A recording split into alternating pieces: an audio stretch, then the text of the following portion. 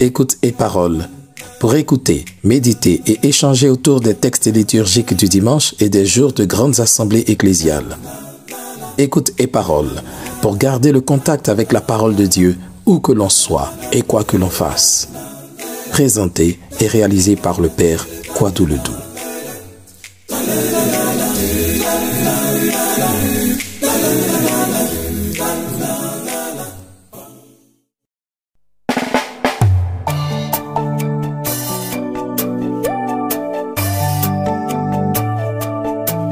Dimanche 14 janvier 2024. Deuxième dimanche ordinaire de l'année B. Lecture du premier livre de Samuel, chapitre 3, versets 3 à 10 et verset 19. En ces jours-là, le jeune Samuel était couché dans le temple du Seigneur à Silo, où se trouvait l'arche de Dieu. Le Seigneur appela Samuel qui répondit, « Me voici. » Il courut vers le prêtre Élie et il dit, « Tu m'as appelé, me voici. » Élie répondit, « Je n'ai pas appelé. Retourne te coucher. » L'enfant alla se coucher. De nouveau, le Seigneur appela Samuel, et Samuel se leva. Il alla auprès d'Élie et il dit, « Tu m'as appelé, me voici. » Élie répondit, « Je n'ai pas appelé mon fils. Retourne te coucher. » Samuel ne connaissait pas encore le Seigneur, et la parole du Seigneur ne lui avait pas encore été révélée. De nouveau, le Seigneur appela Samuel. Celui-ci se leva, il alla auprès d'Élie et il dit, « Tu m'as appelé, me voici. » Alors Élie comprit que c'était le Seigneur qui appelait l'enfant. Et il lui dit, « Va te recoucher. Et s'il t'appelle, tu diras, « Parle, Seigneur, ton serviteur écoute. » Samuel alla se coucher à sa place habituelle. Le Seigneur vint. Il se tenait là et il appela comme les autres fois, « Samuel, Samuel. » Et Samuel répondit, « Parle, ton serviteur écoute. » Samuel grandit. Le Seigneur était avec lui et il ne laissa aucune de ses paroles sans effet. Parole du Seigneur. Nous rendons grâce à Dieu.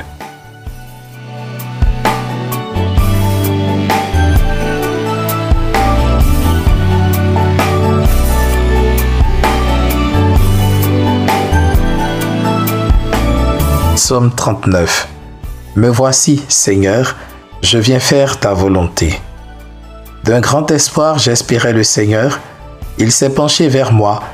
En ma bouche, il a mis un chant nouveau, une louange à notre Dieu. Me voici, Seigneur, je viens faire ta volonté. Tu ne voulais ni offrande ni sacrifice. Tu as ouvert mes oreilles. Tu ne demandais ni holocauste ni victime. Alors j'ai dit, voici, je viens. Me voici, Seigneur, je viens faire ta volonté. Dans le livre est écrit pour moi ce que tu veux que je fasse. Mon Dieu, voilà ce que j'aime. Ta loi me tient aux entrailles. Me voici, Seigneur, je viens faire ta volonté.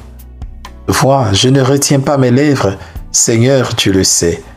J'ai dit ton amour et ta vérité à la grande assemblée.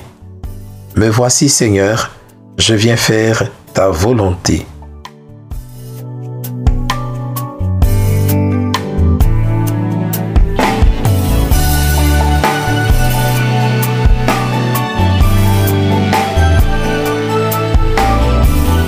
Lecture de la première lettre de Saint Paul apôtre aux Corinthiens, chapitre 6, versets 13 à 15 et 17 à 20.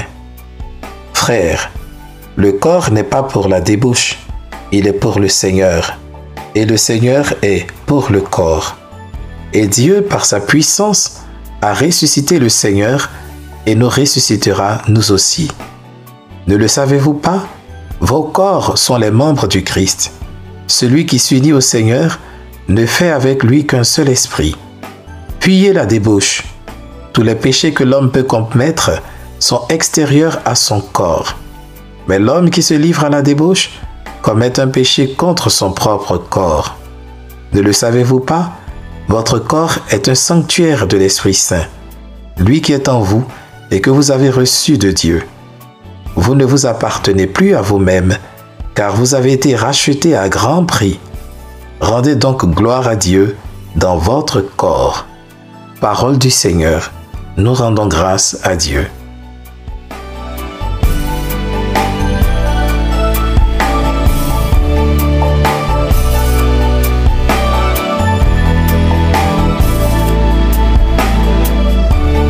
Évangile de Jésus-Christ selon Saint Jean, chapitre 1, versets 35 à 42.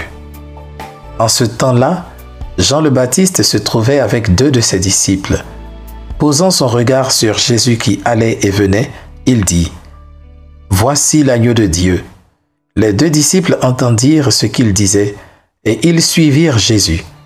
Se retournant, Jésus vit qu'ils le suivaient, et leur dit : « Que cherchez-vous ? » Ils lui répondirent : « Rabbi », ce qui veut dire maître, « où demeures-tu » Il leur dit : « Venez et vous verrez. » Ils allèrent donc, ils virent où il demeurait, et ils restèrent auprès de lui ce jour-là. C'était vers la 10e heure, environ 4 heures de l'après-midi. André, le frère de Simon-Pierre, était l'un des 2 disciples qui avaient entendu la parole de Jean et qui avaient suivi Jésus. Il trouve d'abord Simon, son propre frère, et lui dit : « Nous avons trouvé le Messie, ce qui veut dire Christ. » André amena son frère à Jésus. Jésus posa son regard sur lui et dit : « Tu es Simon, fils de Jean.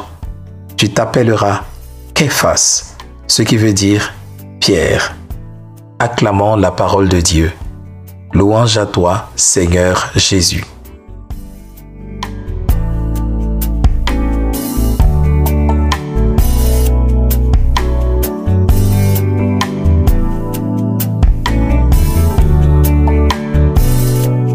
On aurait pu aborder le thème de la vocation, ainsi que le suggèrent de prime abord les textes de ce 2e dimanche ordinaire de l'année B. Avec le récit de la vocation de Samuel dans la première lecture et celui de la rencontre des premiers disciples de Jésus avec leur maître dans l'Évangile. Cependant, je voudrais que l'on médite sur l'offrande de soi à Dieu. C'est un thème non moins présent dans les textes sacrés de ce jour et qui marque une continuité avec l'épiphanie du Seigneur que nous avons célébrée le dimanche dernier. En effet, l'exemple des mages nous a invités à voir autrement les choses, à ne plus rechercher ce que Dieu doit faire pour nous, mais plutôt ce que nous devons faire pour Dieu. En effet, comme les mages, nous sommes appelés à donner ce que nous avons à Dieu: argent et biens matériels, l'or, prière et intercession, l'encens, engagement humain et pastoral, la myrrhe. Pas seulement ce que nous avons, nous disent les textes d'aujourd'hui, mais davantage ce que nous sommes. Nous devons nous offrir à Dieu corps et âme, car depuis le jour de notre baptême où l'Esprit Saint a établi sa demeure en nous, nous ne nous appartenons plus à nous-mêmes. Nous appartenons corps et âme au Seigneur qui nous a rachetés très cher au prix du sang précieux de son Fils unique.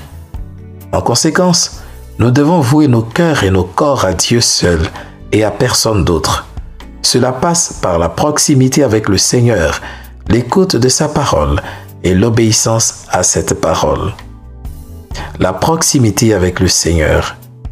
Ils l'accompagnèrent, ils virent où il demeurait, et ils restèrent auprès de lui ce jour-là. Puisque c'est à Dieu que nous appartenons, Dieu doit être notre compagnon quotidien.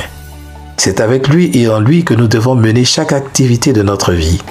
Que nous soyons à la maison, au travail, à notre lieu de distraction ou avec des amis, nous devons nous sentir près du Seigneur. Il n'y a donc pas d'activité humaine dont Dieu devrait être exclu. Au contraire, la conscience de notre appartenance à lui et de sa présence à nos côtés doit continuellement transparaître dans nos vies, comme si ces vies n'étaient en fait que des prières à Dieu. En effet, la prière est le lieu par excellence de la proximité avec Dieu. Prier avant, pendant et après chaque activité doit être pour nous un réflexe. Dieu n'a pas besoin de longs discours, juste que nous lui manifestions, même dans une prière de 10 secondes, mais intense, que nous voulons rester près de lui. car nos vies doivent être dans les mains de Dieu, comme celle du petit Samuel, totalement offert et immergé dans l'amour de Dieu et au service de son temple. Rester près du Seigneur dans la prière, c'est non seulement lui parler régulièrement, mais aussi l'écouter. L'écoute de la parole du Seigneur. Parle, Seigneur, ton serviteur écoute. Il n'est pas dit « écoute, ton serviteur parle ». Cela signifie que dans nos prières, c'est nous qui devons écouter le plus. Or, comment prions-nous ordinairement? Nous accordons beaucoup de temps à nos intentions, nos demandes, etc. Mais très peu à l'écoute et à la méditation de la parole. Finalement, nos prières deviennent tellement bruyantes que l'on finit par ne plus entendre ni écouter Dieu qui nous parle du plus profond de nos cœurs. Ce qu'il nous faut dorénavant, c'est mettre davantage la parole de Dieu au centre de nos prières, afin de nous mettre à l'écoute de Dieu. Cependant, pour écouter, il faut savoir faire silence. Et c'est là une exigence très rude, dans ce monde plein de bruit, de portables, de télévision, de moteurs, etc. Toutefois, il ne faut pas renoncer à se donner des temps de retraite, d'adoration personnelle silencieuse, d'oraison, de méditation silencieuse de la parole, tout cela pour se disposer à l'écoute de Dieu afin de faire sa volonté. L'obéissance à la parole de Dieu. Me voici Seigneur, je viens faire ta volonté. Le dernier acte d'offrande de nous-mêmes dont il est question ici est celui de notre volonté. Nous offrons à Dieu notre volonté pour qu'elle fonde dans la sienne et que nous ne fassions qu'un seul esprit avec lui. En effet, on ne peut pas écouter Dieu sans faire ce qu'il nous recommande. Dans ce cas, on ne l'écoute pas vraiment. Si nous nous reconnaissons serviteurs de Dieu, alors nous devons mettre en pratique ses commandements. Mais pour faire la volonté de Dieu, il faut la connaître. Pour la connaître, il faut la discerner. Pour discerner, il faut une orientation spirituelle. C'est en cela qu'a consisté le rôle d'Élie auprès de Samuel. Et c'est en cela que consiste le rôle des prêtres auprès des fidèles. Celui qui veut être sûr d'obéir à la volonté de Dieu ne doit pas chercher à marcher seul. Il a besoin de se faire orienter. En somme, l'offrande de nous-mêmes à Dieu consiste en l'offrande de nos cœurs, de notre temps et de notre volonté. C'est là que nous montrons que nous lui appartenons réellement et que nous sommes vraiment les temples de son esprit. Que les célébrations de ce jour nous accordent la grâce de nous unir intimement à l'offrande sacrificielle du Christ pour être, à notre tour, totalement offert et donné à Dieu pour sa plus grande gloire et pour le salut des hommes. Amen.